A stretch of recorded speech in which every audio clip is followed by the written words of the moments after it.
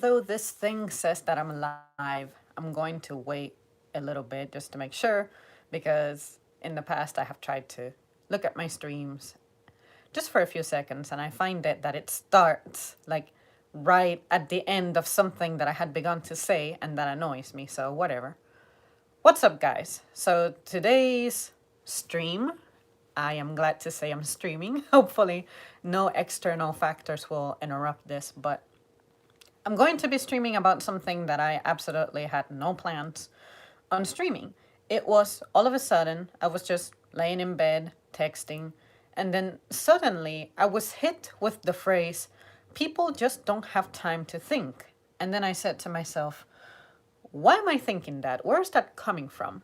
What recent trigger must have must I have been exposed to in recent times? And there have been many hints of this throughout my last couple of weeks. But I feel like the most impactful one was a conversation that I had with a colleague. And I unfortunately cannot recall exactly how this conversation began, but what matters is that at some point, this person expressed, you know what?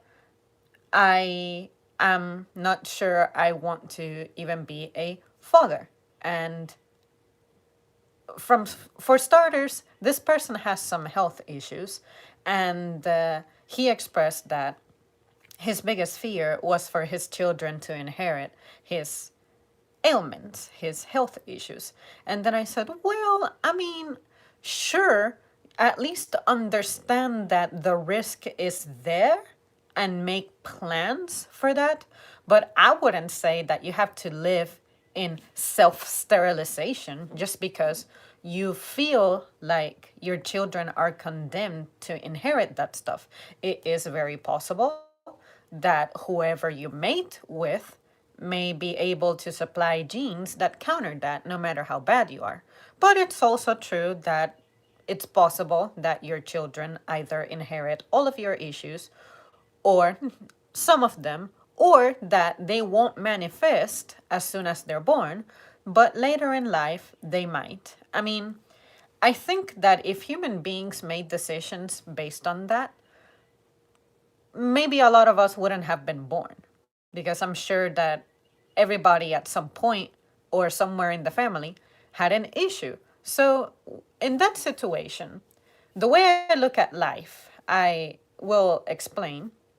And it's very simple. I look at it as first of all, I was born from a decision from which I was not even consulted. All right. But on top of that, I will live my life based on whatever pieces, puzzle pieces, I inherited from another person's board game that I inherited. So basically, what I'm trying to say is that I will make decisions based on whatever I am facing at the time, based on where I was born, to whom I was born, what possessions I had, so on and so forth. What are my options? What are my tools? So it is possible that if you have a child who is born with health issues, your choices may be limited. But I guess I like to remain very optimistic. I really value life no matter what stage we're on, whether it's a frustrating one, whether it's a depressive one. I personally can say that for most of my life, I have been pretty miserable. I haven't been satisfied in my personal life. I don't even have a profession that society deems respectable and worthy of praise and celebration and recognition. But as soon as a little ass, global disease hits and changes the course of life, you were depending on people exactly like me. So how are you even better? But whatever, that's a conversation for another day. But at some point, this person I was speaking to said, see, the reality is I feel like I don't have time to think. I haven't had time to think if I want to be a father. And he said that because I asked him, hey, do you feel like being a father is something that you have wanted to be? or do you feel obliged to, or something like that? And he said, honestly, I haven't had the time to think. So I think that in my subconscious had to feel, uh, it must have been processing in the background in my head, and that's how I arrived at this topic. But now that I think about it, before pushing the go live button, I took a few seconds to think precisely about that. And when I think about it, I do feel that that is very true. And if I were to individually think about it critically, I find that very, very sad. And let's choose my mother, for example. I'm going to choose her because it's a person I actually know, like full time know. She definitely doesn't have a lot of spare time in her hands. And that makes me sad because I have always told her, hey, do what I do. Let's try to start things on the side so that at least you don't have to be wasting away working for somebody else, somewhere else, away from home. I never even get to see her. We live in the same place, in the same apartment, and I don't really get to see her until the weekends. Or if I have a morning shift and it's a weekday and it happens to be a little after 7 a.m., I may see her briefly, but in the grand scheme of things, I really don't see her. So we cannot sit down and make plans, discuss our lives, so on and so forth, because our time is governed by other people. Other people who don't even see us, greet us, meet us.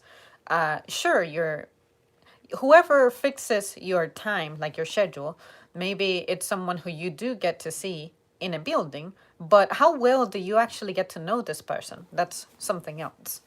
So of course, mom has compelling reasons to not be able to do that, and of course, health is her primary concern, like the benefits associated with the job that she does. And I think that is completely understandable. That is a very responsible thing to do. However, I still feel like in the grand scheme of things, what she brings home is very little compared to the output that she actually provides. So I think about it and I'm thinking, well, of course, in this country, if you were to get caught with something and you don't have health insurance, you're going to be messed up. And it's really pathetic that people have to decide between living a life where maybe you will go through life and nothing will happen to you and you didn't need to worry about that, or maybe the one time that you decide to forego that stuff is when you'll get struck with something and you wish you would have had the things like insurance and all this mess. So when you accept that those are your circumstances, you roll with it and you stop thinking outside of that. I'm not saying that my mom stopped thinking about life as a whole. I'm just saying that she may feel like she really doesn't have a choice because, on top of that, she's an older person, of course.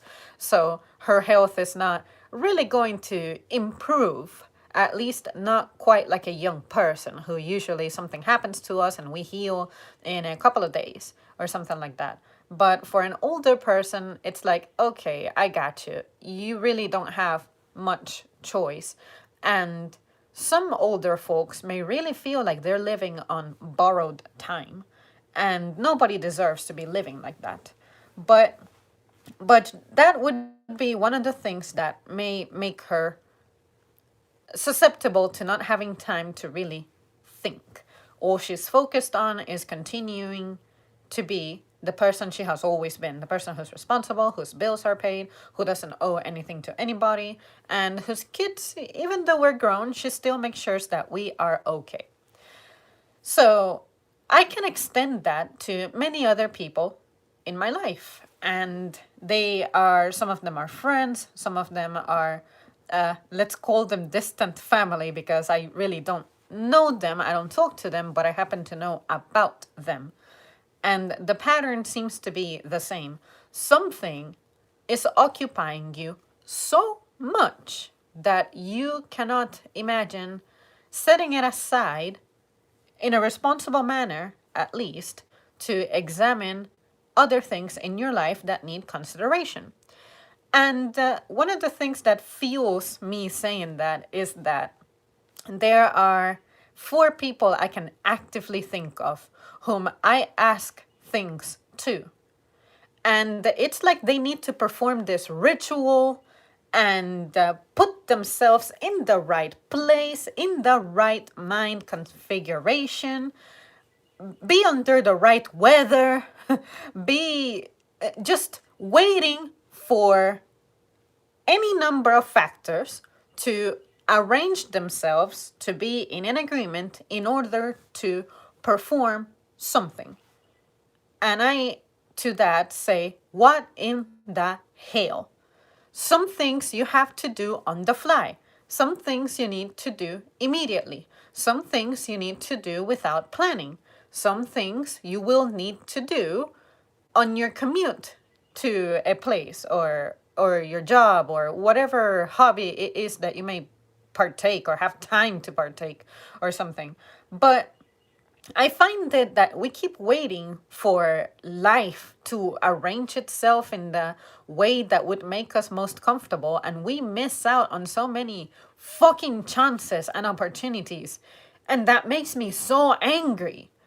Why is it like that? Why are you so bad at starting a conversation at any time, under any circumstances, and taking advantage of whatever seconds are given to you, and at least start from there, but at least you're covering some ground? But no, sometimes you need to let a matter sit there, marinating.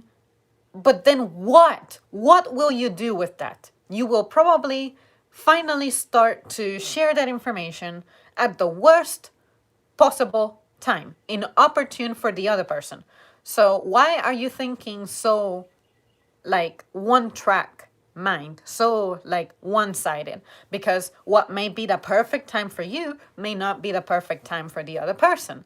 When you know that, when you know that you're living two different sets of lives, why on God's green earth would you not put extra effort at, you know what, unfortunately, my ideal circumstances to do something may never be found, may never arrive. But you know what? I am going to take advantage of whatever time it is that we are given to make it count and work toward the bigger goal. I find that a lot of folks I know are not thinking that way. And I'm not saying that what I'm saying is ultimately the best course of action, or it adapts for everybody, or that I'm wiser than anybody else. I'm just saying that if we live at conflict, especially the conflict of time, like my time is not the same as yours, is not the same as my mom's, and we all want to create a chain to do things together, why would you not try to get something going on the times when certain factors do align? In a sense, I can look at it as relationships. I have my ideal man. I have the picture of who would be my ideal man when it comes to physical appearance, physical capabilities, mental capacity, emotional status, all those things. Like all of those things that we like to just look at a person and be like, perfect model. You know, this is the person set aside for me. But there's also the aspect of, you know what? You gotta accept that it is possible that you will not meet the person who you have designed in your mind to believe that this person is going to satisfy all of your wants and needs.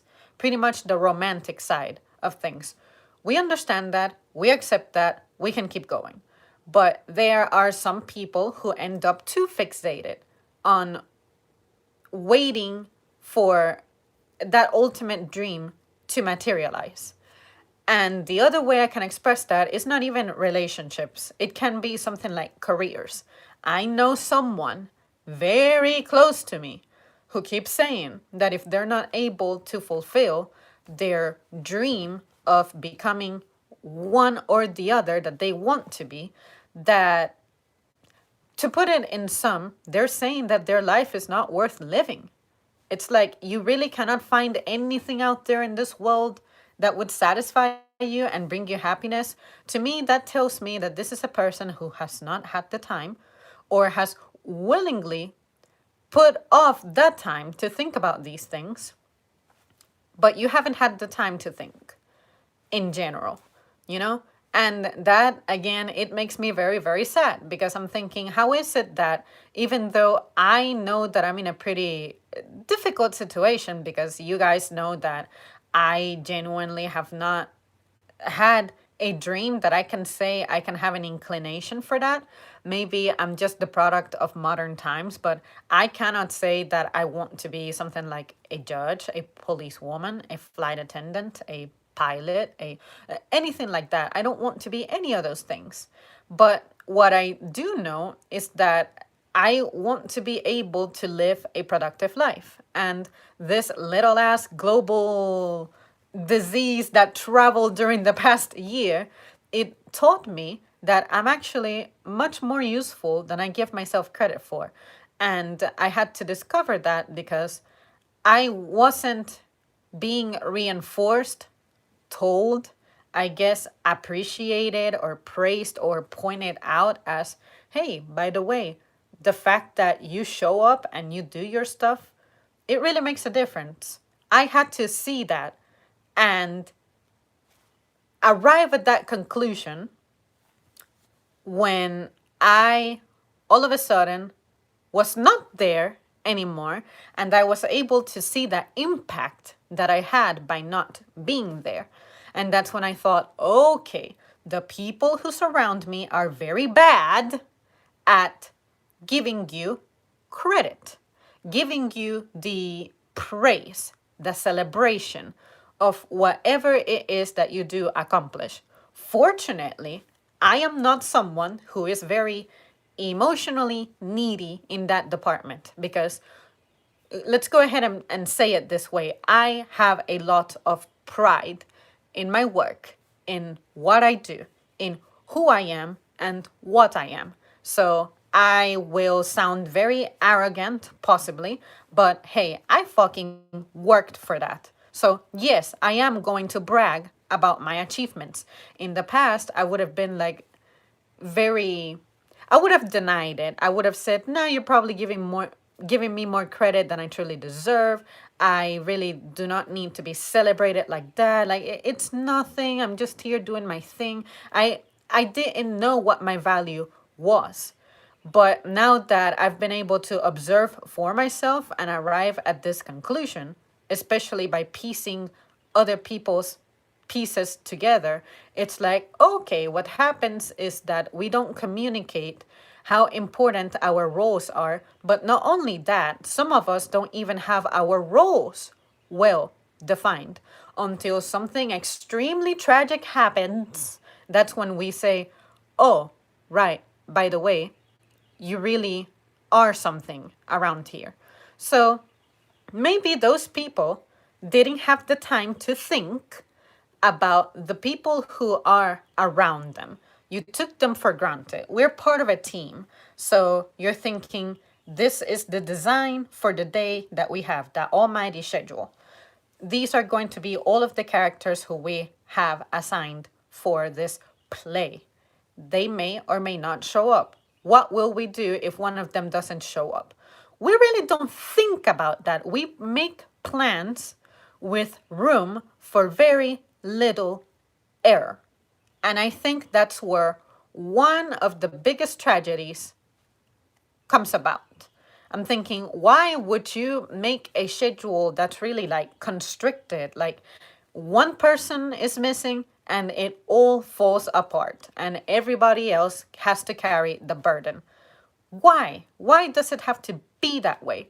I really think that is something poorly thought out or not thought out at all, or is just irresponsible. Nobody should be dependent on just one thing. And that's why I have my severe objections about the way we carry life in the workforce. Like, you shouldn't have to worry about, say, if your job is gone, then that's it for you. You don't have a way to make ends meet in the meantime or something. So when you are part of that circle, when those are your circumstances, you're able to, because you experience that, even if you're not actively setting aside the time to think and reflect on the life that you are living, at least you are learning about it as you go, because that's your experience. Whereas somebody else who has never had to go through that, they just really will not understand, because they will look at your case from their perspective, which is the perspective of, I made it. So the person who I know who's like saying, I either have to be this or that, or else I just really feel like life is not worth living. These weren't their words. That's just me summing up how it sounded to me. I'm thinking, look, you made it. Clearly, you made it. Your opportunities were there. We're not saying that your journey was easy. Something that I see in more present times is, well, I was able to make it and I had to get a full time job, or I had to work and have kids, and whatever excuses it is that you place to invalidate what other people are saying pertaining to their struggles, and you're trying to present yourself as better than them because you made it even when the circumstances were stacked against you. You do that because that's what responsible people do.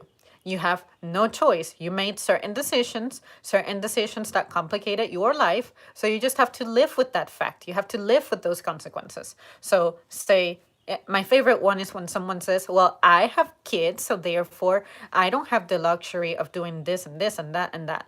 If you had values that you couldn't give up, and having kids would have destroyed that, you had to give one of them up.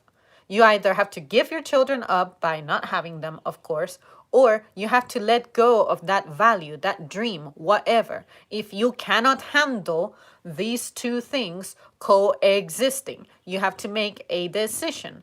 So I find that some people really want to make things work and have two things that are not meant to coexist coexisting. And maybe that would be an instance when somebody does not have enough time to think about that, because their lives have become very chaotic. Whatever circumstance that is clashing with whatever value they have, it's overwhelming them too much, to the point that they just don't have time to think anymore. So, you guys, really, all I'm trying to say here is, it's sad. I really think that the structure of the human being in society now is not very healthy. It doesn't promote that you take care of yourself. It doesn't promote that you set aside time to refresh and recover and strengthen some bonds. It's, if you indulge in something, something else is going to be suffering the consequences. And something that I have observed also is, let's go back to relationships. Let's say that, okay, you're involved with somebody. Relationships, in order to be successful, they need to be cultivated. Well, you may be spending too much time at work, or too much time apart, or too much time networking, too much time that you could have been investing into the relationship. It's going somewhere else. And if the person who you're involved with were to say something, you more than likely will get incredibly defensive and be like, well, this is who I am. This is what I am. This is what I do. This is what I do. This is what I like to do. This is what I need to do. So on and so forth. So at that moment, that's when you need to stop everything and have a conversation with this person immediately, and let them go or let them know rather what the deal is, or let them go altogether, because it's not fair that this person is giving you their all, but you're only giving them a fraction, and your little ass fraction, you're calling it your maximum effort, and that the other person needs to be grateful that that's what you're giving them. No, that is fucked up, that is emotionally abusive and manipulative, and you just need to get your act right. Period. It's not difficult. It's all a matter of communicating the right stuff at the right time, and the right time is probably when you don't think it's the right time. So, for the person that I had this conversation with that possibly fueled this topic, I am so grateful because this conversation happened on the fly, pretty much. We were like working, and sometimes you just see somebody and you're like, hey, how's life going? And they say, I'm just trying to survive, and so on and so forth. And my instinct is to ask, okay, what about today is challenging from yesterday? Or are you experiencing the same challenges as yesterday? They may say yes, or they may say same stuff as yesterday, but with this on top, or yesterday is resolved, but today this came up, and I'm like, okay, let me know what demon you're dealing with so that I can feel what you feel, just be in your place and empathize better. And who knows, maybe you tell me that you have the problem and you describe the problem. And as soon as you describe the problem, I'm able to think of a potential solution. Like, hey, did you consider going to this and that for this and that tool? And sometimes I have done that. Something that was eating away at someone, all I had to do was say a relatively innocent, meaningless comment, and I ended up resolving something for someone without even putting any effort. The only effort I had to put in was give up my time and think with this person. I wasn't having a mindset of, let me think for this person about the solutions that they're incapable of coming up with independently. No, I thought, this is a colleague, this is a partner, this is a friend, this is this and this and that. So let's work together. That's why the only time I'm miserable at my job is when there is an environment created that it's something like you are working for the boss and not with the boss. There is a very slight difference in those sentences, one little word. But when it's put into practice, it makes all the difference in the world. And that's one of those little things that I have learned in recent years. I want to say it was about 2 years ago that I adopted that mindset. I said, why the hell do I have such terrible days here? And then when I thought about it, I'm like, it's the environment. Maybe the person who's doing this doesn't even know that that's what they're doing. But unfortunately, I do not feel like I have the right words to approach this person and be like, hey, this is what we observe, what we experience, and this is the outcome. Because it's difficult to do for individual beings are dealing with their individual things. Maybe this person's, let's say, management style is perfectly compatible with a handful of people, but it's not compatible with other people. How can you bring peace and balance when those differences exist?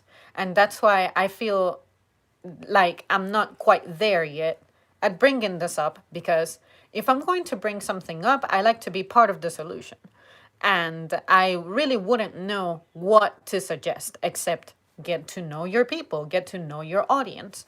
But unfortunately, again, because people don't have time to think, you're not really thinking about the benefit of, as opposed to scheduling this, how about if I just make the bonding with my people just happen?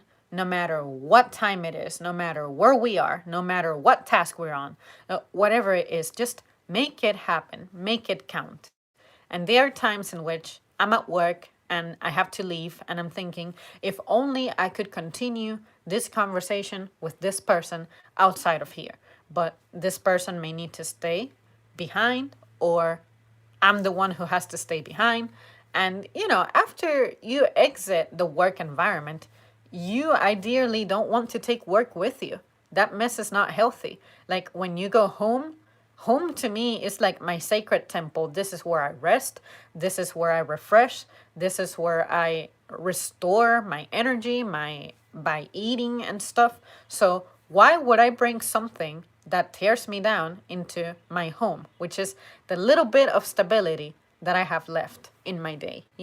That I have had time to think about. Work environment and overall attitude of leaders does make a huge difference. Yes, exactly. And good morning, Jimmy. Good morning, but goodbye. And that's right, you guys. I'm going to stop it right here. Because I really said everything that I had to say, and I unfortunately gotta run. But I will try to designate today as a more vlog oriented day because I feel like there's a lot that I just have to get out of my system and also hear what you guys have to say. All right, guys, thank you so much for tuning